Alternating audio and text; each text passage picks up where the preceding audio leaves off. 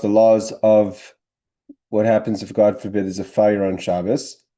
And we're going to go into the complicated laws of bathing on Shabbos. What is permissible in what circumstances? Let's bring up the laws. Let's bring up the text here. Sorry.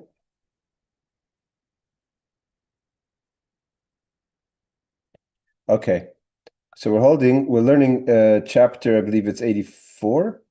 Chapter 85, sorry.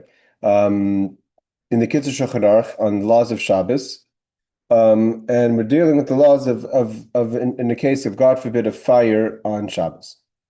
So law 5 says like this: Kol Sifrei Kodesh, anything, whether handwritten or printed, he writes in the English, of sacred books, Bein shehem b'chsav, bein shehem b'tfus, whether they're written or printed.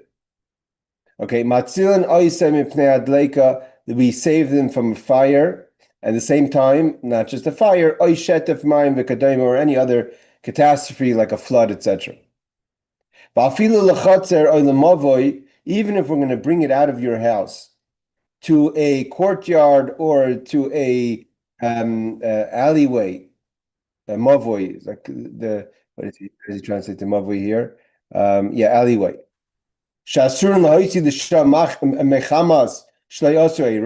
That in theory, if you made an Erev, so then you would be able to carry from your house outside to your yard or to your courtyard or to your alleyway, because you could turn it's not a public domain. You could turn it into an Erev, a permissible place to carry outside. But let's say you didn't put an Erev up, but the Erev's not up, and there's a fire, and you have sacred burning, and you want to protect the sacred books, so you can take it out of your house and bring it into the Chatzir Mavoi, even though there's lacking an Erev at this time, even if in the case where an Erev would be able to be put up.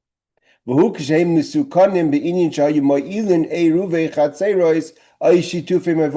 be in a scenario that halachically you can't turn that space into a courtyard that you're able to carry out to, or to an alleyway that you could carry out to. In traditionally, the way it was those days, till today you have chatzir. Chatzir, the difference between a chatzir and a mavoi is the chatzir is kind of more intimate between the houses themselves as a courtyard.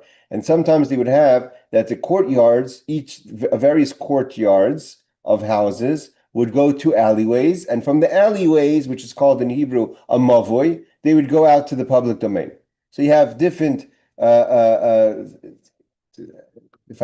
think even like until today, you go in certain places that kind of in suburbia outside of the main cities, you'll see like there's different courtyards of grouped houses together, which is kind of like maybe like a chutzir area. It's not really a chutzir. In Yerushalayim here, you have more of a chutzir where you go outside right down the street from me. You know, you have what's called the Batei Rand, which is like kind of a complex of maybe 30 or so houses that have all houses open up to an open yard, and they have a shul there, they have a mikveh there. So and then they have a few of them. So those different courtyards will open up into alleyways for like kind of the streets that lead to the public streets. So the Mavoi Os is kind of private, owned by the groups of, not owned, but kind of controlled by the groups of the Chatzir. Yes, Aaron? Couldn't you put something up and make it a Erev? Yeah, you could. So those two places, you can make the Chatzir. So in the laws of Erevin, you learn of when what does it mean to make the Chatzir, to unify that everyone in the Chatzir could carry. You have to remember, there's also called Erev Chatzeres. We spoke about even if it's a private domain, you still have to make it. You have to make it a Chatzir where everyone could carry. So you could turn the mavoi, the alleyways and courtyards into permissible space. But here we're talking about in a case where you didn't turn the alleyways and courtyards into permissible space, but because you're saving sacred books, then we're lenient. And he says, you could turn it into a permissible carrying place. And if you have a Gentile, so the Gentile could even save the sacred manuscripts even into going into a public domain. Now, what about Hatzalas Meis Minad Leika? I'm the Kaman Siman Peches Sifta Zayin. Saving the dead from a fire. Can you pull out let's say someone passes away in your house, God forbid there's a fire, and so if you leave the body there, It's obviously not a good scenario, and the person obviously is not in a situation where the person could walk out, is not alive. So, and you can't say Chai Noises Atzmei, a person who's alive carries themselves because the person is not alive. So that will be discussed in chapter 88, Halacha Law 2016. Okay, so that's in that later. In general, that law came up with the passing of King David, right? When King David passed away, he asked, how could he? Solomon asked, his father was lying out there, and could he move his father? It wasn't the fire, but it was the sun. Okay. Matzilin tika sefer masefer. Oh, sorry. Let's do the footnotes. Footnote number 19. Okay, just brings. 18. Where only a lesser derabanan is involved. So there, you could take it out yourself where it lacks an erev. So the rabbinically you can't carry. But it's not such a strict rabbinic. Shulchan Aruch Harav permits carrying sacred writings even to a karmelis. So the difference between the Alter Rebbe adds that what the Kitzur Shulchan Aruch says is basically a chatzar and a maveh is a private domain. It's private space. It's like a cul-de-sac. It's like it's owned by the groups, so to say. So it's a shus hayachid, but it's lacking an erev chaser. So you haven't unified the space, which you have to do. So then you could carry out in the case of a fire. The Alter Rebbe permits in Shulchan Aruch Harav that even into karmelis you could take out. And again, unfortunately, there's been countless situations like this. Unfortunately, a lot of times on Shabbos, maybe because not monitored. Just recently in the summer, there was a Chabad house that burnt down on Shabbos, I believe it was. I think it was a Friday night, or maybe right before Shabbos. But there's been many times, unfortunately, where fires happen on Shabbos, and you have to bring the Sefer Torahs out. Today, most cities have an erev, but even if you don't have an erev, the Alter Rebbe permits to take it out, not just to the courtyard, but even to the Carmelis. And again, the Carmelis is almost all public, what we know as a public space. The Rosh Hashanah is only if there's 600,000 people or very wide streets. Yes, Aaron. Didn't they have it I know some Chabads, they have a safe and it's fireproof for so many hours. No. There was a fire in Muncie. Again, I don't know how long ago it was. When the Gabi in the shul was here in Jerusalem last year, but he told me about the fire in Muncie. The fire safes are only fireproof to so much heat. He said the shul in Muncie burnt down. It was so hot because we had to run in to get the Sefer Torah, and it was very dangerous because the floors were caving in. I said, what about the fireproof safe, like you said? He said the fireproof safe only holds up to a certain level of heat, but after that, you need to get the Sefer Torah out. Okay. So the Alter Rebbe permits even to take it out into a karmelis. 19, I think, is the source. Number 20 is okay. So what about to rescue books? It's permitted to use a non-Jew to rescue books, even in the case of carrying into a public domain. It's not, the Alter Rebbe allows into a karmelis. Rosh Hashanah is biblically prohibited to carry from a private domain to a Rosh Hashanah. So here he writes like this. In the footnote, he says, where the prohibition is the araisa, when it's biblical, which is this case of taking into a public domain, where there is no alternative, you may tell a non-Jew to extinguish the fire to save the sacred books. So there's two questions. Here he's in the Kitzur Shulchan Aruch, it says that the non-Jew is allowed to carry it to the public domain. But he says, but in the case where the prohibition is a daraisa, where you're going to take it out to public domain, where there's no alternative, you may just tell the Gentile, instead of taking out the books, just tell him to put out the fire. So says the Pri Megadim, the Shulchan Aruch Harav, the Alter Rebbe. The Machzis HaShekel quotes Tosfos Shabbos that it is even preferable to have a non-Jew extinguish the fire rather than have him carry the books out. So better to have him put out the fire than to just take out the books. There's two alternatives, two options, right? Either take out the books. Obviously, we're talking about a case where the non-Jew is qualified to put out the fire and able to save the books by that way, versus usually the fire is in a situation where, and most people are not qualified to put out a fire safely, so better just take the books out. But we're talking about a case where you can surely put out the fire. The question is that whether I take the books, the Sefer Torah out, hey Ariel, or do I put out the fire? Tell him to put out, because you're not allowed to tell a Gentile to do a transgression on Shabbos for you. But in this case, to save the books, the Alter Rebbe says just tell them to put out the fire. But again, only in a scenario where he can, obviously. Chai Adam disagrees and prefers that a non-Jew carry the books out to a carmelist. Better carry out to a carmelist. Again, the Alter Rebbe allows a carmelist initially. The Chai Adam says better take it out to a carmelist than to have him put out the fire. So the Alter Rebbe is very lenient in the case of sacred books. A, he says you can take it out to a carmelist initially, you yourself.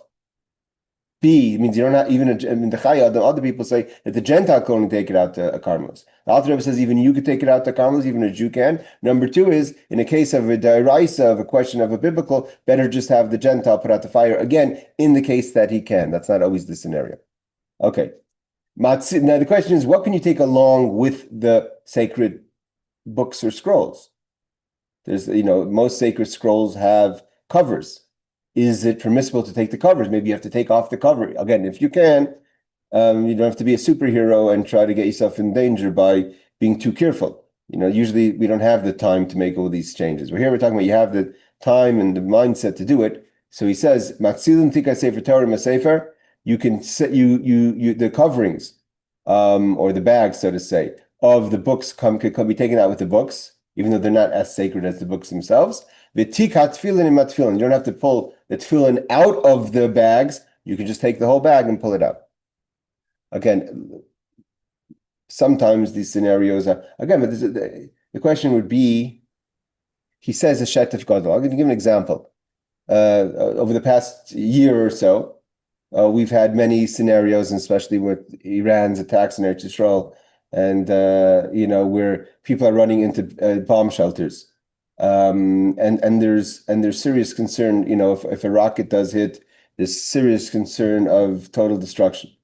And in the case of, let's say, Eretz Yisrael has an eruv, but let's say there's no eruv.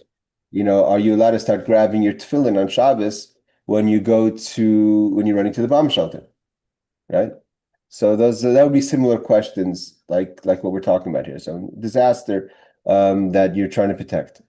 Aaron, you wanted to ask something? I just wanted to say that the Sephardic Torahs don't have a cover; it's built in. So what you couldn't take Torah out. No, I'm saying, but in theory, at the end of the day, it's not built in. It's the scrolls are just attached better to the cases, but it's still the cases. It's whole box, right? Even the Sephardic Sefer Torahs. But I just want to say this. I was teaching this lesson at the table to my family, and my wife's like, "Why do you even bother going in? There's a fire. If it's that bad, it's going to burn the Torah or any of your sacred items, then it would burn you just going in. So forget it." Okay, but I'm telling you, Ma'aseh b'chol yom, unfortunately, there's stories all the time where people are running into Sefer Torahs all the time. I know that, and I just Yeah. told her, well, even if it's more dangerous, we still should know the law. No. Okay, but obviously you don't endanger your life. That's obviously. Okay. Even if there's money in the bag. Oh, so what about a lot of people? Some people have, people have like tzedakah in their tefillin, like they have change in their tefillin.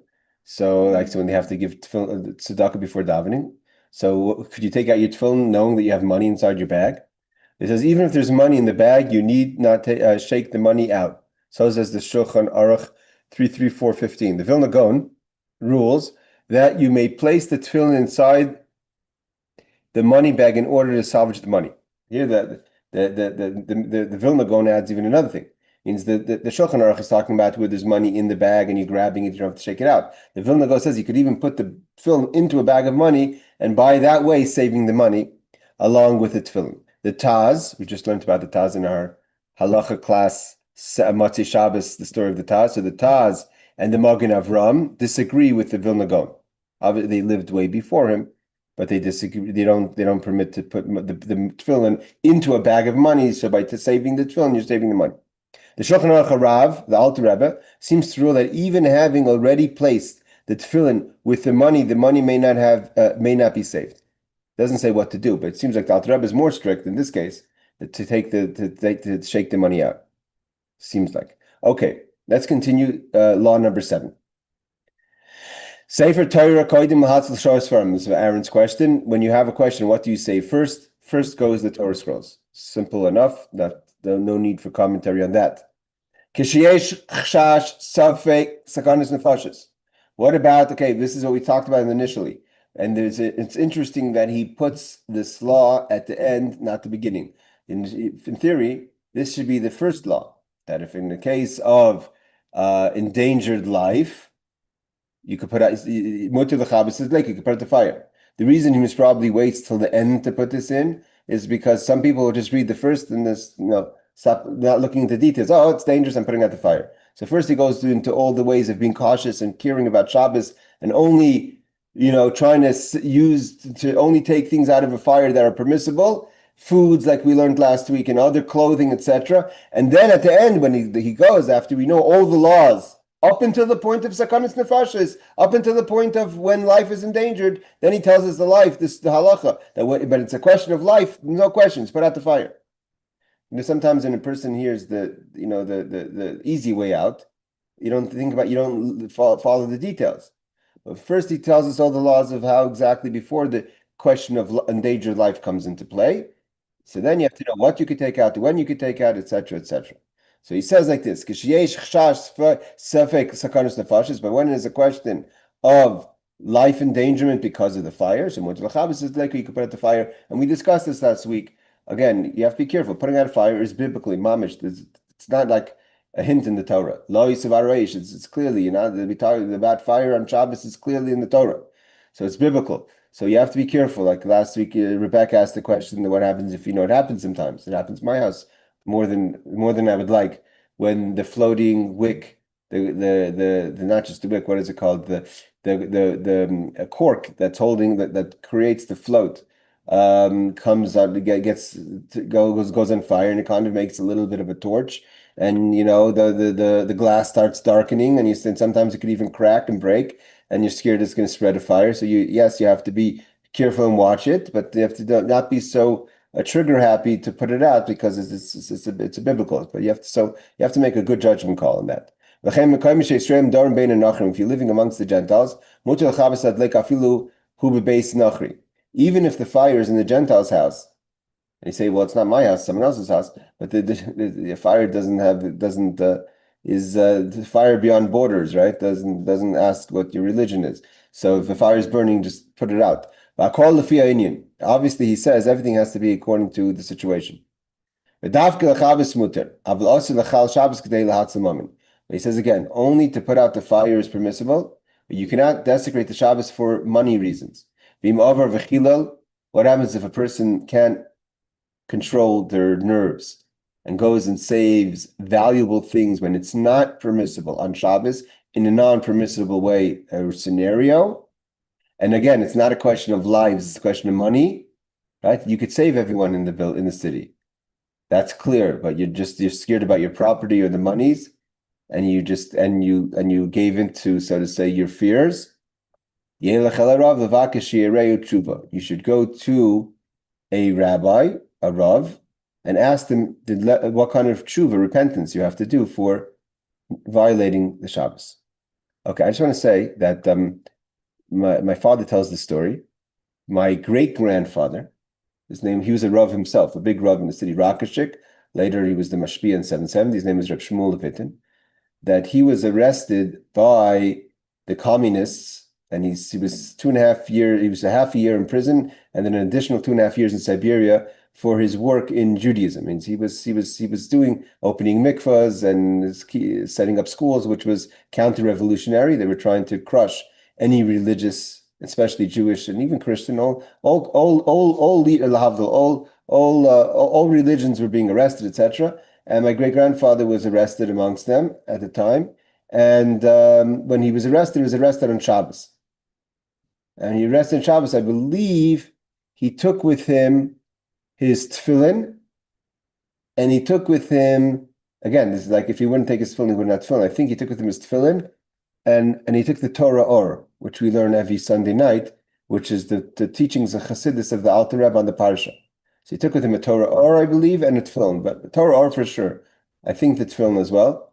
And after he came out of, imagine this, he goes half a year, he's in a horrible prison, 2.5 years in freezing Siberia, and he has crazy stories of that. When he comes out, what does he ask the Rebbe, the Rebbe's father-in-law, means the previous Rebbe?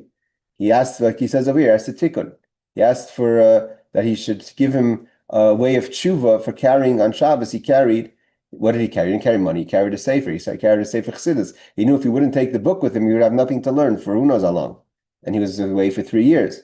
And there was no, there was no rights that he was going to get any kind of svarim. So he asked the Frierdiker Rebbe for a ticket, and the Frierdiker Rebbe didn't say, no, it's okay. He told him he has to learn, he should take upon himself certain things for tshuva, amongst them also to learn the laws of Shabbos. Okay. Hold on a second. I think we missed a footnote there. Footnote number 22. Footnote number 22. Even when a D'Rabbanan is involved. So only it doesn't say what it means. Only extinguishing is permitted, but it's prohibited to desecrate the Shabbos to save some valuables. Okay. Even when the Rabbanan is involved, the Pri Megadim Mishnah Berurah says even something rabbinic you can't save for money value. All right, now we're going to go into the laws of washing. There's two questions. I have up here a few things that we're going to learn from Chabad.org about going to the mikvah on Shabbos, a question of going to hot mikvah on Shabbos, and the laws of showering on Shabbos. Okay, so that's a question that comes up a lot of times. Can I take a shower on Shabbos? So I'm going to learn the laws. I'm going to we'll see as far as we get tonight. Today I have to end the class a little bit early.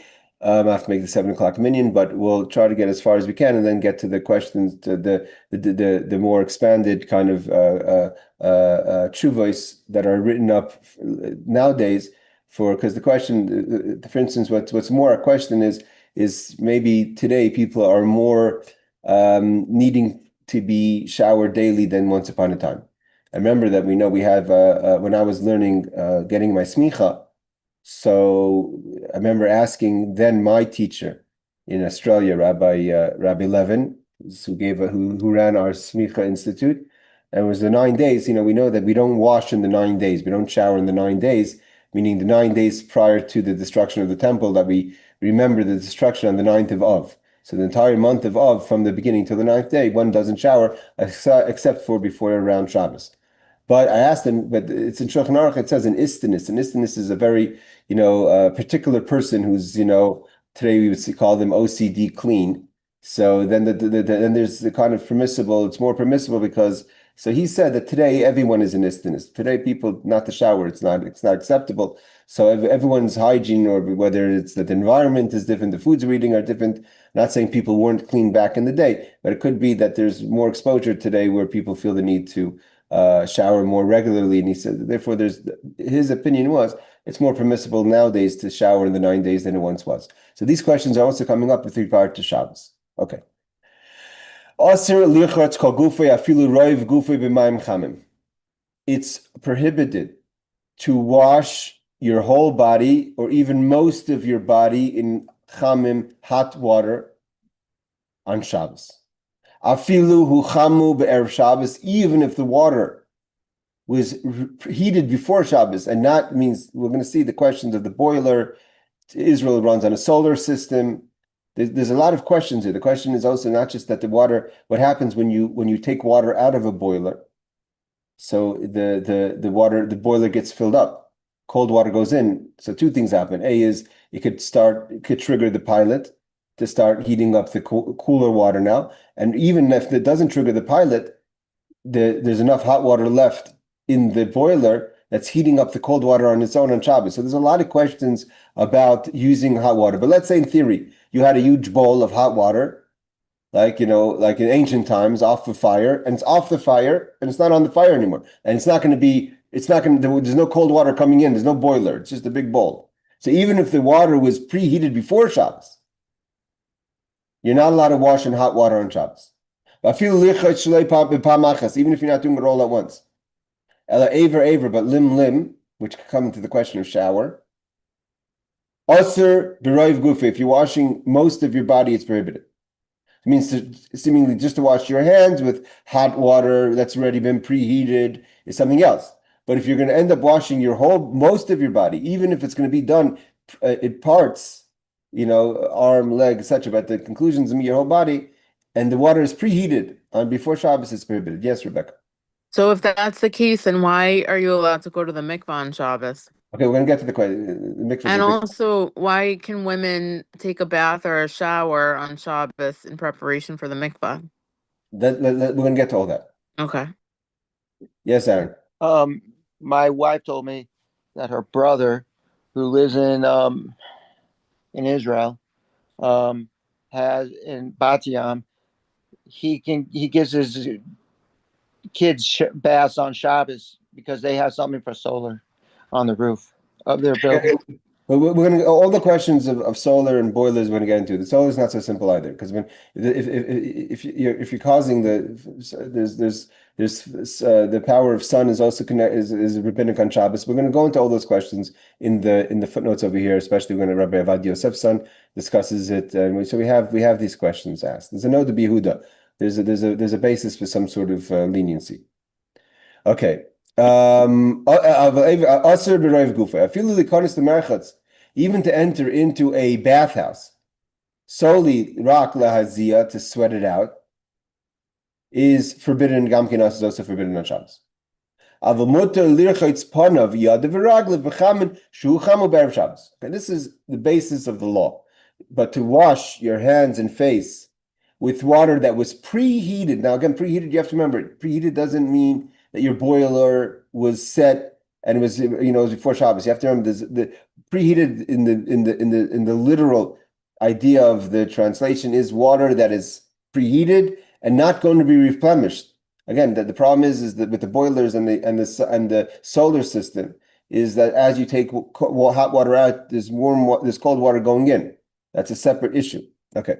So but here we're talking, let's just say you have a bowl of olden days, you had a bowl of water and you took the big bowl and you took it off the fire, it's preheated. You can't wash your whole body, even if it's by part, but you can wash your hands and face.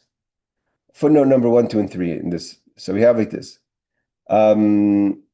This is a rabbinic prohibition lest you heat the water on Shabbos. Okay, so what's the problem of washing your whole body with water that was preheated and won't be replenished on Shabbos? Was that it's a rabbinic prohibition concerning that you may end up from being permitted to use preheated hot water, you may heat the hot water. This is a gezerah, right? Okay, number 2. Here's it. Footnote number 2 is, but you may wash your face, hands, and feet, or any limbs provided that you do not constitute most of your body. So the point is that if you have to wash a part of your body, by the way, Rebecca, I'm not sure, but I just want to say because I'm not sure we're going to get to everything today. But you can't. A woman cannot bathe on Shabbos, even for the mikvah. Talking about not going into the mikvah, talking about the bath of cleaning yourself before the mikvah. But in the case but we'll get to that in a second when we get to the laws. But the case of again, it doesn't have to be your feet, hand, and face. It could be any part of just a single part of your body. Okay, with hot water that has been preheated, again, it has to be preheated before Shabbos. It says like this. Now, here we get to the first footnote of leniency. This is again based on the Rabbi Kiva Eger. And I think it's also known to be Yehuda.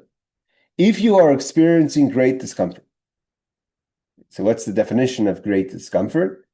Is what I said, that today we're more lenient than we once were of what's the definition of great discomfort. But if you are experiencing great discomfort, some rule that you may bathe in water heated on Friday.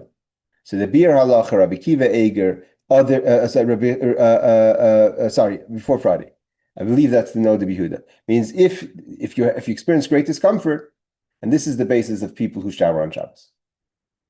Shabbos is because I feel vague discomfort. I'm not clean, and I'm sweating, and I need a shower.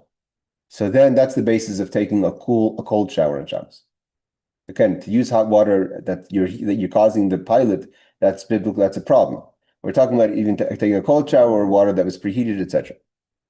Hold on, Aaron. The Bir Halacha, Rabbi Kiva Eger, and others disagree. The Minchas Shabbos Tehila David. So that is the opinion, assuming the Bir Halacha, Rabbi Kiva Eger. Others disagree, which is the Minchas Shabbos Tehila David and the Magen Avram. Yes, Aaron. Okay, so you said we could go You just mentioned cold baths. I have a pool in my building. Forget about all the things you might want to ask about the pool. Just the water is freezing. They don't heat it at all. The only way the water heats is by the sun just in the sky. I mean, it literally comes out freezing. So, my rabbi said, if you don't squeeze the towel and you air dry and whatever, you want to go swimming, go ahead. It's freezing cold. There's no heat. I'm not. I didn't hear what your rabbi said. I'm hearing it secondhand from you. He says, don't We're gonna don't see. squeeze the towel and you're air dry and Yeah, all that but stuff. there's other questions. Let's wait till we get to the updated, not updated, but the current questions that are asked about Okay. swimming, and we'll have both the Ashkenazi and Sephardi view on that. Okay.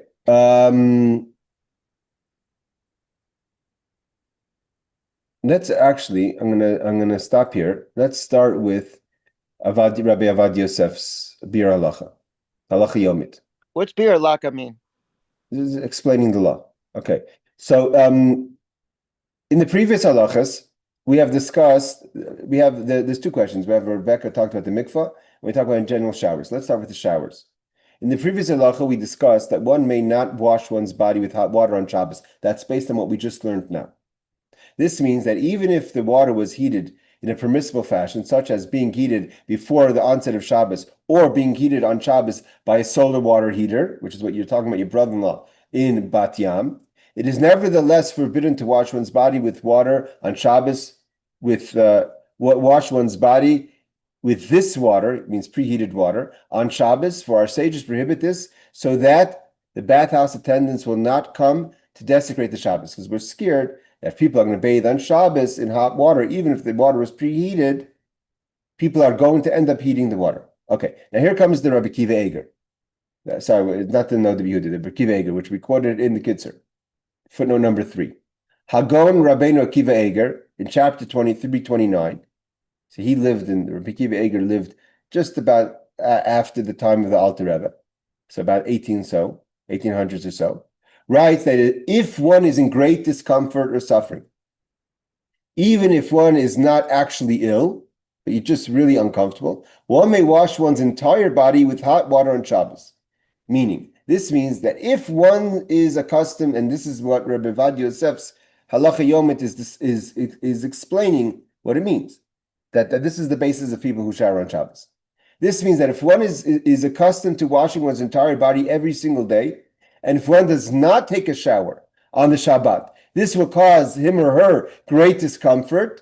Or or for whatever reason one is perspired profusely, whatever, on Shabbos, if you're going through, it's a hot Shabbos, and this causes one great discomfort. It means even if you don't shower every day, but right now you're in a situation of discomfort, such a person may wash oneself with hot water on Shabbos, again, provided that it's been heated before Shabbos. So again, the problem today is that the solar systems. Hagon Rabbi Kiva Eger proceeds to support his opinion based on the words of the Rambam of chapter 6 of Hilchot Shabbos, where he writes that one may instruct a non-Jew to bring him hot water in order to bathe a small child or individual who is in great discomfort.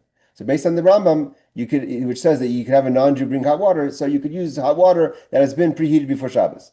He derives from here, the Rabbi Kiva Eger, that is, that our sages did not enact the prohibition of bathing in hot water on Shabbos regarding one who is in great discomfort. Many other great achronim rule likewise. So many base themselves on the Rabbi Kiva Eger and says in the case of discomfort, one could bathe themselves even in hot or warm. Now I'm going to get into the difference of hot and warm soon. But hot water, if it's preheated on Shabbos, you can't use hot water if you're causing the boiler to run. Yes, Rebecca. So what you just said, that's not a basis for like someone who lives in a house or an apartment building to shower on Shabbos because the water was not heated before Shabbos, correct? Well, first of all, from here, clearly you could take a cold shower on Shabbos, though. Yeah, but that doesn't help a lot of people. Oh, okay, a lot of people. Like if you live where it's cold. Most people do take. Most people that shower on Shabbos are taking cold showers because it's very hard, like you said, to use water that's preheated. Now, what Aaron is saying about his brother with the solar, we're going to see right now. Wait, can I ask another question? Sure. Okay, what about like showering, like taking a quick shower, like right after someone lit candles if they didn't have time before? So then the water, it's like right after candle lighting, so the water was heated before Yeah, but before. the problem is that when you shower, as you're using the hot water, it's replenishing by cold water as you're Oh, doing it. so okay. So The then it two sounds problems. like this Yeah. doesn't give you a basis for taking a hot shower on Shabbos. Okay, well, let's see. Let's just Okay. finish this place. Indeed, Maran Rabbeinu Avad Yosef Zatzal discusses this issue in Chazon Avadia, which is his publication of the laws of Shabbos, volume 6, page 88, and brings proofs that the prohibition to bathe in hot water on Shabbos is not as stringent as our rabbinic enactments, and thus in situations of great discomfort. Again, where there's a little bit of uncertainty is the word great discomfort or suffering. Suffering is a word that's, suffering is usually, someone says I'm suffering and because I didn't have a candy. When a kid says I'm suffering because you didn't give me the candy, is that defining, suffering? These are words that are left open for interpretation. One may wash one's entire body with hot water on Shabbos. Again, it has to be hot water that's been preheated. Nevertheless, the above only applies to rabbinic enactment prohibiting washing one's body with hot water on Shabbos. However, realistically speaking, regarding washing oneself in baths and showers common nowadays, there is another halachic issue, which is what I was talking about with Rebecca, which must be accounted for, which is that since every household has a tank filled with boiling water, which was heated before Shabbos, even like Rebecca says, right after I lit candles, it was already heated already. As we have explained, by opening the hot water faucet in the house, this causes the cold water to enter the tank. That's the way the system works. And immediately be boiled by the hot water that is already in the tank. The water that's boiled in the tank is the amount that's leaving is too small. Let's say the tank is very large, right? What you're taking is small. The base of the tank is still boiling. So the small amount of cold water that's coming in is being boiled automatically, even though the boiler is not on, by the water itself that's been preheated. So by opening the faucet in the house, this causes cold water to enter the tank and immediately be boiled by the hot water that is already in the tank, which may pose a concern for the prohibition of cooking on Shabbos. This is likewise a concern regarding the mixture of hot and cold water in the pipes. Although Maharan Zatzal writes, meaning the Rabbi Avad Yosef, in his responsa in Yabia Omer, volume 4, chapter 34, and Chazon Avadia, Shabbat, page 4, that when the water in the tank has been heated by a solar water heater, there is room to allow using the hot water on Shabbos. Again, in the case where it's not a boiler of electricity or fire. It's not most today boilers are actually a flame. It's not a boiler of a flame, gas or so. It's actually just solar heat. And Rav Avad Yosef says that if the water is heated before Shabbos, it is permissible, although it also replenishes with the cold water. For although cold water will then enter the tank, since the hot water in the tank has been heated by the sun, any cold water heated by the sun is not Torah prohibition, because the sun is a tool it's rabbinic. It's not a fire it means the source of the heat is not a flame, it's the sun. So the cold water is being heated by water that was heated by the sun, among several other reasons for leniencies, others that he's not bringing here. Nevertheless, when the water in the tank was heated by an electric boiler, America doesn't have solar boilers. Even if the electric boiler is off at the moment, the boiling water is considered an object heated by fire, not by solar. And using such hot water to cook is a Torah prohibition. Thus, one should be stringent and not use water heated by an electric boiler, and only use water heated by solar heater on water heater. Again, based on what Rabbi Avad Yosef is saying, well, this wouldn't apply if you're filling up the solar power on Shabbos, and then it causes that the water becomes heated on Shabbos by solar. So that's another question about using even solar heat on Shabbos. There's nevertheless room for leniency regarding using water heated by electric boiler on Shabbos. When one knows, he says, when one knows for certain that the water in the tank is no longer boiling and is merely slightly warm. I don't know how you know that. So if it's not boiling and slightly warm, and by using that lukewarm water to shower, so the cold water that comes in means if the boiler goes off and it's not boiling and the water is not so hot anymore, it's already cooled down. So then the cold water that's replenished is not really getting heated up by the warm water. Hold on, Aaron. Such as there, it will be no prohibition being transgressed when the cold water then enters the tank. Yes, Aaron. Okay, so in my parents' boiler, there's an on and off switch. Usually they just leave it on. But if I went over there, I could turn it off on before Shabbos and leave the water in there. It's a 50-gallon tank or whatever it is. And just when the water's used up, it's used up. Nothing, the water going in. No. The water, even if your mother turns off the boiler, it just doesn't boil the water. The water replenishes on its own. It The water, replenishes, but it'll be cold water going in and it would stay cold until you turn it back on. no, but that's the question. The question is if what he's saying is the only leniency is to use the water once the water in the boiler cools down. So then it's warm water in the boiler, and then the cold water coming in doesn't get heated. But if you were to use it right after you turn off the boiler and Shabbos came in, the water's still boiling hot, even though the electric is off. Okay, so now my question is, let's say you turn off the boiler at 4 o'clock, and by 8 o'clock the water cooled down. So then I got you on that, but how you wouldn't know until the next you day. you could know how long it takes for your boiler to cool down. You could check it during the week. Oh, I got you. It's likewise permissible to bathe in,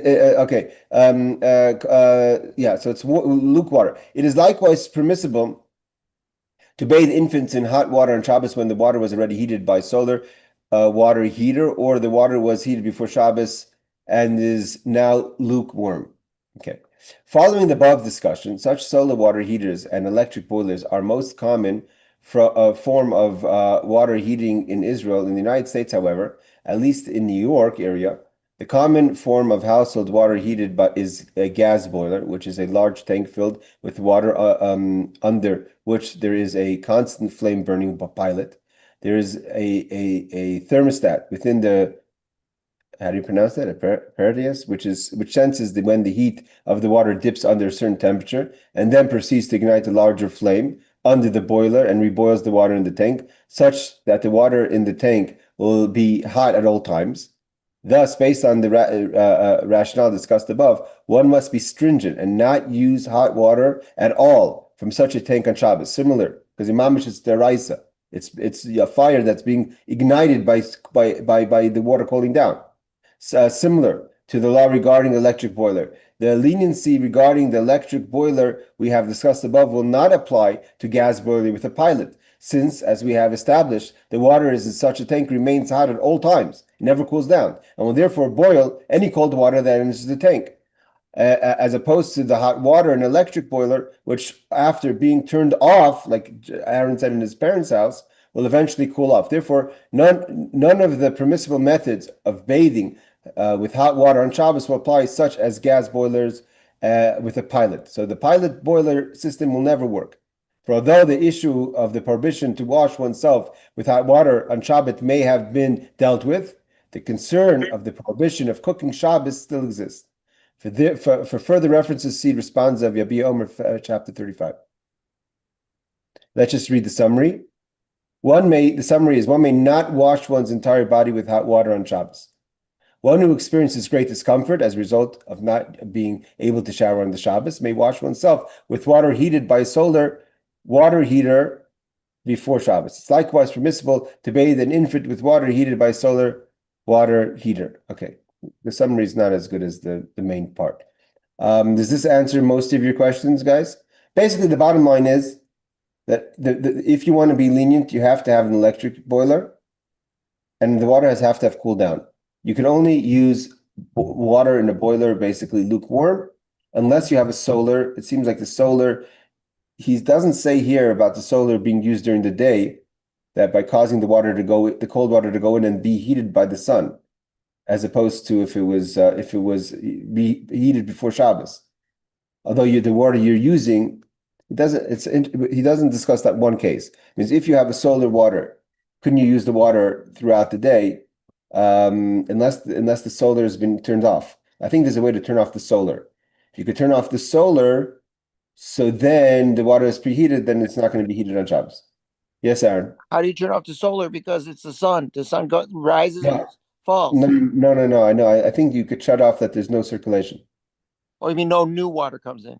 I think so. I don't Well, let actually. me just say what my wife, they wash their kids in warm water. It's made by solar. It's an apartment building, so they don't have the rights or even know how to turn it on and off. That's No, done no. by the building. Yeah. Again, maybe first of all, a lot of the buildings are conditioned for Shabbos that the solars go off on Shabbos. Okay, so whatever. He is really religious and picky about No, all the no. rules. Yeah. So the it could be the again. He doesn't say it here. Maybe I'm wrong. Maybe you could maybe you could. It's not a big deal to use water, even though you're causing cold water to go in and get heated by the sun. Here, the question he was asking before is the water that remains in the tank because the water that was in the tank was heated by the sun. So the water that's in the tank that heats the cold water is not a problem because it's a tulda. But what about actually putting the cold water in and now the sun is going to heat it? You're directly causing the sun to heat it. That's a different question. Then the water is cooking it. You're causing the sun to do it. Like the same problem with the pilot. What's wrong with the pilot? The fire is coming on. Basically, if you live in a building in Manhattan, Rebecca, and you're not in control, and it's based on a pilot, you can't even do lukewarm. The whole idea of lukewarm doesn't apply. The only thing you could do is actually 100% cold shower. I'm sorry to say that, but that's the ruling at least. That's what they said about my pool because it's cold. Yeah, but the pool is another question. Pool is a question of a pool. It's not a question of a shower. We But discussed. can I just ask, what if it's like a massive, massive boiler and there's like 500 apartments and, like chances are at the time that you're showering, like there's like 100 other people showering at the same time and doing laundry. Okay, I'll tell you the problem. The problem is that the bonagid, right? You have let's say you have a big bowl, and there's 12 faucets. So yeah, you could say that if 11 people are using the faucets, Gentiles, and I turn on my faucet, so anyways the water is going down. But by you turning on your faucet, the water is going down 1/12 more. So there's Uh-huh. 1/12 more cold water coming into the you're causing your amount every time you take water out, you're causing the same amount of water to go back in. Uh-huh. Okay. Understand? Yep. That's the problem. Okay, guys, actually, we're going to stop here because I have to go catch a minion. We'll discuss next week the question on the mikvahs. We have both to the Chabad.org. The question in the mikvah is again, people go to hot mikvahs today. And we just said you're not allowed to go into hot water cooked on Shabbat. So can a woman go to a hot mikvah or a man who goes to the mikvah? First of all, could you go to the mikvah at all on Shabbos? Second question is, can you go to a hot mikvah on Shabbos? Ma'aseh b'chol yom. The bottom line is that everyone goes to hot mikvah on Shabbos. So the question is, what's the basis for that? We just said you're not allowed to bathe in Shabbos in hot water. And then it's not a question of istiness or discomfort or you going to the mikvah. So there's a difference whether it's in these questions we're going to discuss with the question of the mikvah next week. All But they right. said my Chabad friend said that it is discomfort in the summer, and they go to the cold one. Okay, we're going to go into all that.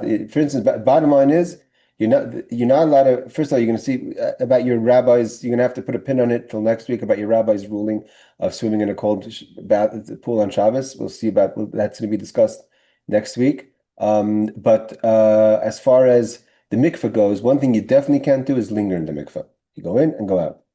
All right, everyone. Laila Tov, take care.